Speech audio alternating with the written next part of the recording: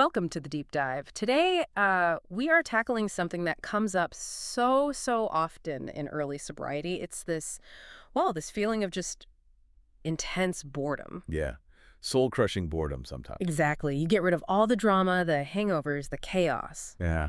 and you're left with this huge, quiet space. And emptiness, yeah. Or just like emotional flatness on me, right? Right, and it makes you wonder, is this it? Is this what living feels like? Do I mess up? Oh, absolutely. It's probably the most common hurdle, honestly. And, the biggest thing we want to say today is this feeling is totally 100% normal. Okay, that's huge. So it's not a sign you're failing. Not at all. It's actually a sign of repair. The sources we looked at talk about someone who stopped drinking as being convalescing. Convalescing, like recovering from an illness. Exactly like that. Your whole system, brain, body, spirit is healing from, well, a pretty prolonged chemical assault. So you should expect, well, bumps. Bumps, like feeling cranky. Yeah. Or down, or just totally Precisely.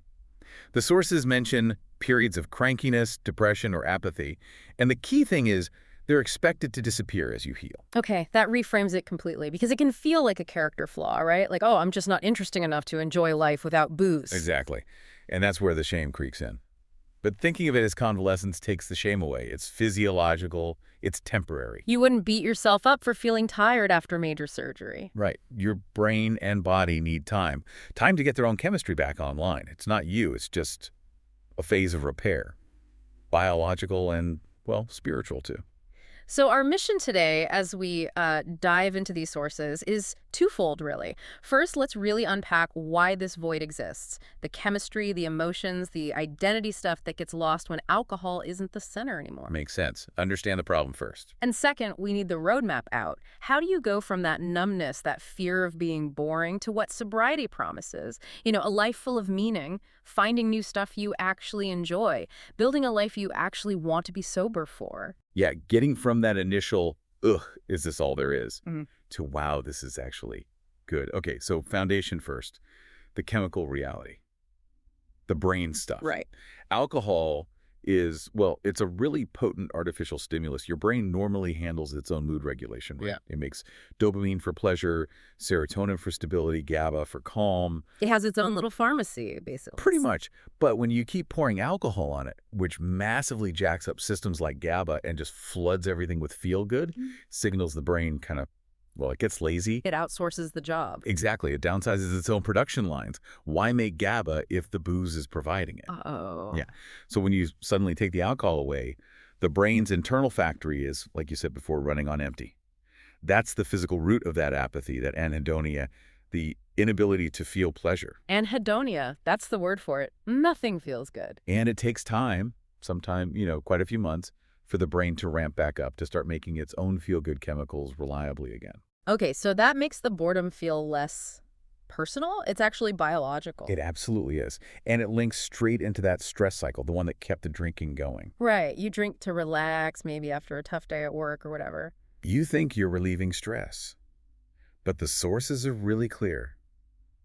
It's a losing game. How so? Well, you might numb the original stress for a bit, but drink by drink, the drinking itself becomes the main source of stress. Ah, the hangover anxiety. What did I say last night? Exactly. Did I send that text? Where's my phone? Plus, the physical misery, the shame, the lost time. The addiction creates way more stress than it ever solved. It compounds the debt, basically.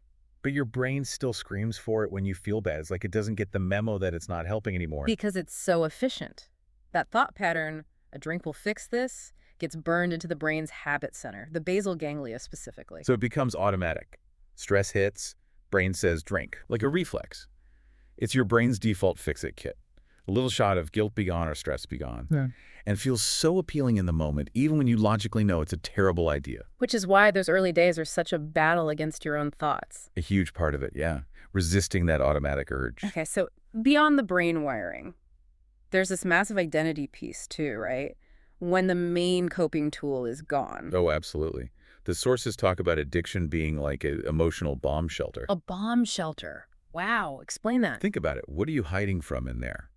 Trauma, Mm. fear, deep insecurity. Alcohol becomes this veil or a barely visible shield. It protects the ego, maybe, but at a huge cost. What's the cost? Real connection. You can't have real intimacy if you're hiding behind that veil. People can't see the real you. And, maybe even more critically, you lose connection with yourself. Ah, so that's where the confusion comes from. Totally. When you're numb, you lose your internal compass. Your feelings, your intuition, your ability to know what's really true for you, it gets severed. You become a master of denial, not just denying the drinking problem, but denying your own inner reality. And sobriety makes you come out of the shelter. It forces you out.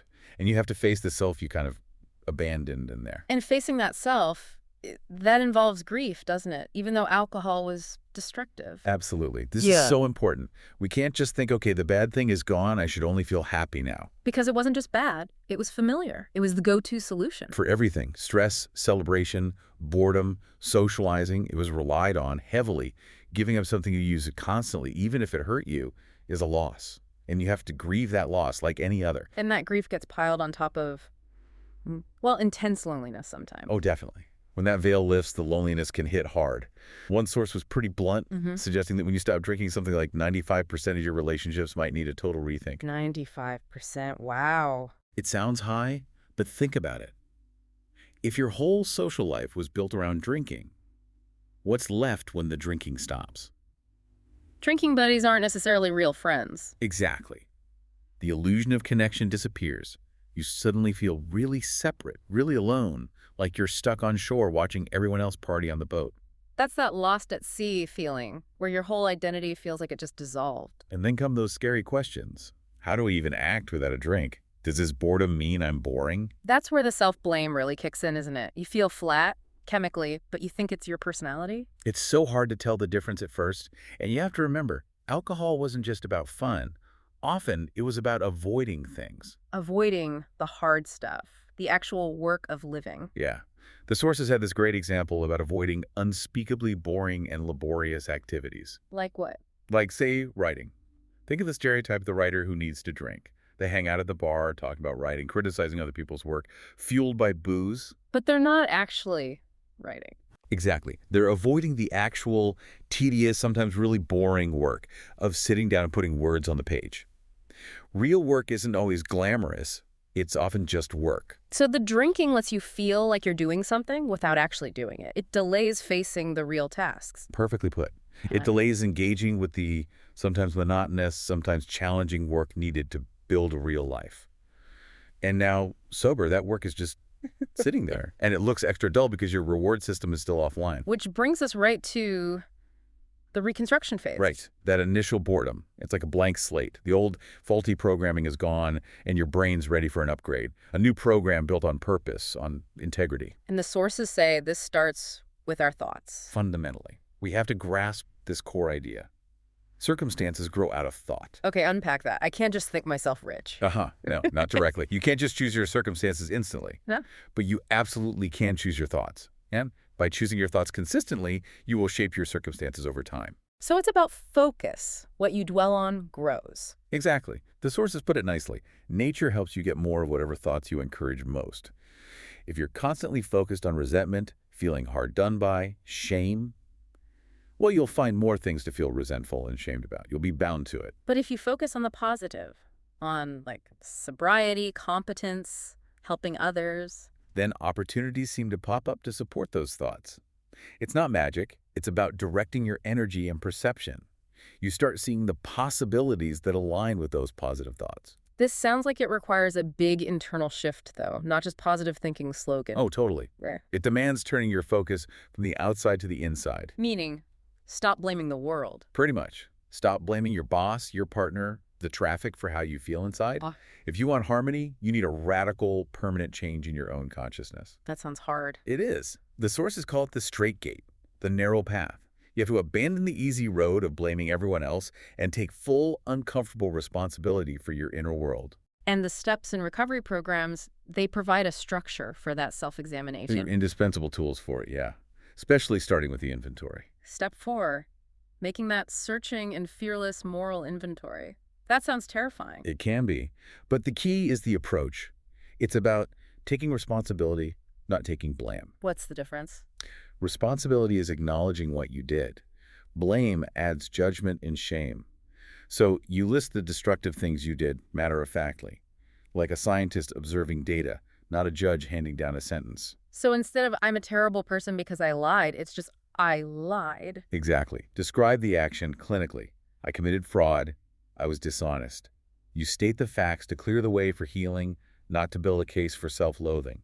That neutral observation helps dissolve the shame. And this isn't a one-time thing, right? There's step 10. Right, continuing to take personal inventory. And this one is incredibly powerful, especially, the sources noted, for women or anyone whose sense of self has been kind of squashed. Why specifically for women? Well, think about traditional gender roles. Women are often socialized to prioritize others' needs, to be peacemakers, to doubt their own perceptions if they cause conflict. They might automatically assume if there's a problem, it must be my fault.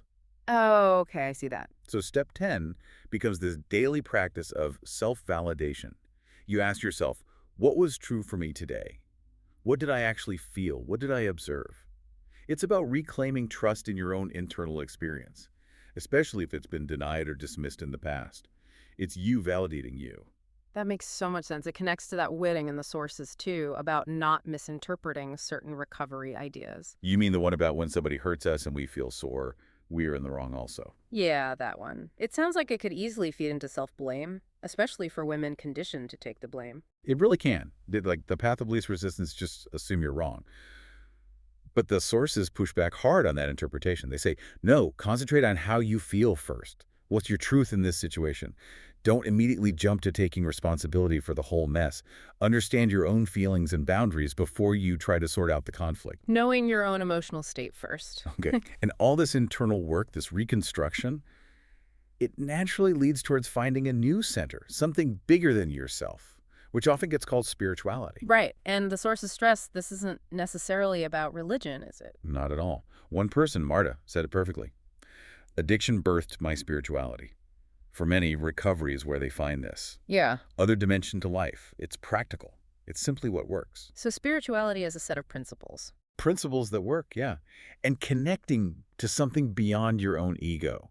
A power greater than ourselves, however you define that. Maybe it's nature. Maybe it's the collective wisdom of a recovery group. Maybe it's your own deep inner spirit or soul. It's an internal resource that starts to fill that void left by addiction. And connecting to that helps shift away from what the sources call the core of addiction. Which is self-centered, egotistical thinking.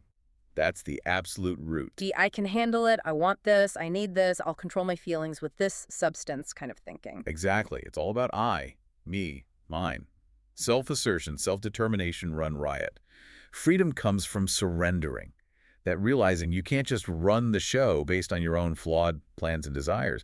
You need guidance from something wiser, honesty, humility, maybe that higher power. And the practical benefit of letting go of that me first thinking. Oh, it's huge. It's freedom. Freedom from needing everyone else's approval. Realizing their opinion can't make you or break you. Your worth comes from inside, from living with integrity, not from external validation. That sounds peaceful. It leads to peace. And it allows for this really sophisticated relationship skill, Yeah. loving with detachment. Loving with detachment. Okay, that sounds tricky. Like being cold or uncaring. Not at all. Detachment isn't indifference, it's clarity. It means seeing reality as it actually is, not how you wish it were or how your fears paint it. So less fantasy, more facts. Exactly. And letting go of rigid expectations about how other people should behave for you to be okay. Can you give an example? Sure. Say you have a loved one who's still drinking. Loving with detachment means you still care, you might offer support, but you stop trying to control their drinking. You disentangle your emotional well-being from their choices. Your serenity doesn't depend on them getting sober. You draw a boundary. Their stuff is their stuff, my stuff is my stuff. Precisely. You focus on your own sanity, your own recovery, your own boundaries. It's the opposite of that self-centered clinging and trying to manage everything that addiction often fuels. It's letting go. Okay, so we've done the internal rebuild. Now, how do we live this out? How do we handle real life without just swapping the alcohol high for some other kind of fix? That's a huge danger zone. The sources warn about the big shot mentality. The big shot? What's that? It's when some success comes along, maybe financial, maybe creative, and you start getting high on that. You start to drink of success as of a wine, feeling elated, powerful. Thinking you've got it all figured out again. Exactly. Pride creeps back in.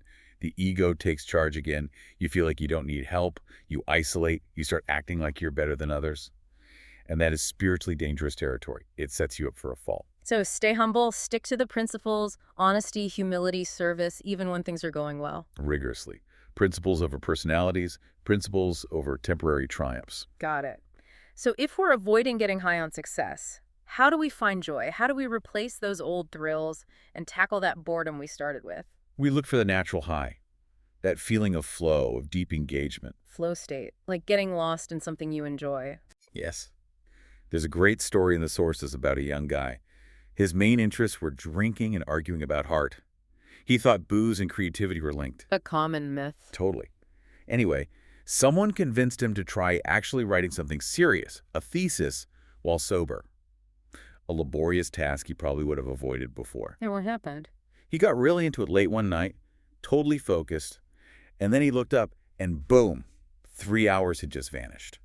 He hadn't even noticed time passing. Wow. He lost time, but in a good way. Exactly. It was an epoch-making discovery for him, a real thrill out of life sober. He realized losing time didn't have to mean a blackout.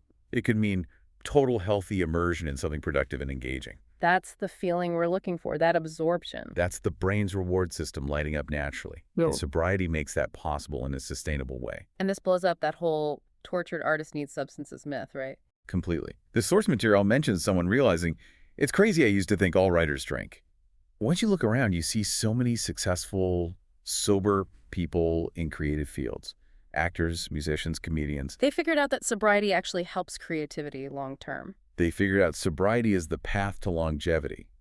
Real creativity needs focus, discipline, emotional stability, things alcohol actively destroys. The substance gives the illusion of insight, maybe, but it's fleeting and destructive. Okay, so finding healthy engagement is key. What about relationships and dealing with that boredom and isolation? Service. That's the core remedy. But even before that, there's the immediate gift of just being present. Present. Yeah. One woman shared this really moving story about her brother dying suddenly. It was incredibly painful, obviously. But her main feeling. Gratitude. Gratitude in that situation. Gratitude that she was sober. Yeah. That she was there. Physically present, emotionally available to her family, able to feel everything, the grief, the love, the shock, without needing a drink to cope. She was truly present for it all. That's the opposite of the emotional bomb shelter. You're open to life, the good and the bad. Exactly. You're available for joy and pain, and you don't need to numb either one. Yeah. And that ability to be present naturally leads you towards wanting to connect and help others. Service. Which the sources say is the ultimate antidote to self-pity and boredom. Absolutely. Frequent contact with newcomers and with each other is the bright spot of our lives. That's a direct quote. The biggest rewards come from actively engaging, helping others. It's not just charity, it's self-preservation too. Totally. Sharing your experience, strength, and hope helps the person you're sharing with, but it helps you stay sober even more. It reinforces your own recovery. It's that old saying, quote, the more you give, the more you get. And crucially, it pulls you out of your own head, out of that self-absorption where boredom breeds. But you have to actually do it, right? Not just think about it. Yes, that's where people get stuck. Intellectualizing. Analyzing everything. The sources have a great reminder. Utilize, don't analyze. Yes. Identify, don't compare. Meaning, stop trying to think your way well. Pretty much. You can't analyze your way into spiritual fitness. The principles work if you live them. Sitting around comparing your story to others, endlessly dissecting concepts. It's often just fear disguised as thinking. It's a stall tactic. So to stop feeling bored, you have to get up and do something, make the call, go to the meeting, help someone. Or the next right thing, yeah. Action is the key. And that action feels most awkward probably when you're facing those sober firsts. Oh man, the sober firsts, huge challenge. First wedding, first holiday party, first networking event without a drink. Cringing your way through dry networking events, I feel that. It sounds awful. It feels awful at first because you don't have that chemical crutch, that social lubricant. But here's the thing. Those awkward, cringy moments, they are prime opportunities. Opportunities for what? More cringing. Well, maybe a little. But opportunities to grow new gray matter. You are literally forging new neural pathways. You're teaching your brain how to handle social situations without alcohol. You're building real adulting skills. So the discomfort is actually brain building. It is. You're upgrading your social software. And pushing through those awkward firsts gives you this amazing new perspective. What perspective? You get to see drinking culture from the outside. Not judging necessarily, but just observing. Observing what? The disconnect. Yeah. The gap between how witty or charming or profound someone feels when they're drinking and how they actually appear to a sober observer.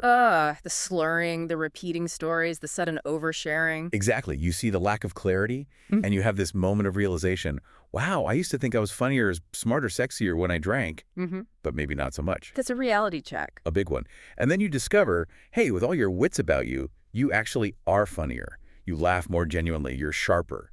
You connect better without the chemical interference. So the boredom lifts when you start actually living this new way. It transforms.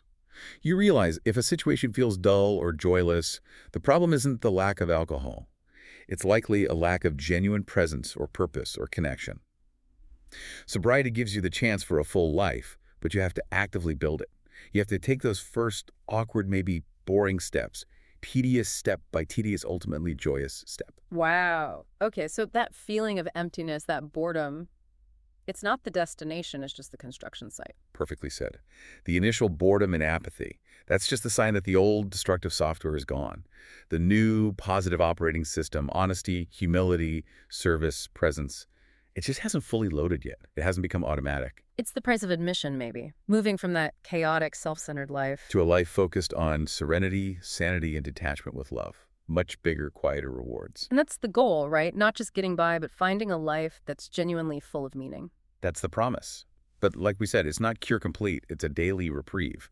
It needs ongoing effort, seeking guidance, practicing principles, helping others. Keep showing up for the construction work. Exactly. And that brings us to a final thought for you, our listener. Something to chew on. It comes from the wisdom in these sources about the time this reconstruction takes. Remember, if drinking started young, emotional development might have stalled out. It can take many months, maybe even years, to really discover your sober adult self. Your adult potentialities, as the source put it. Right. So because of that long timeline, the strong advice is postpone big life decisions. Other than stopping drinking, of course. Hold off on changing jobs, moving, ending relationships. Yeah. Be cautious. What feels like unbearable emotional turmoil or relationship doubt today might look completely different 6 months or a year down the line once your brain chemistry is stabilized and you've done some of this internal reconstruction work. That unstable emotionalism might actually become free-functioning intelligence. So the provocative question for you listening is, what major life change are you tempted to make right now? And could it maybe wait? Could you give your sober self time to emerge fully before making that leap? Something to really ponder.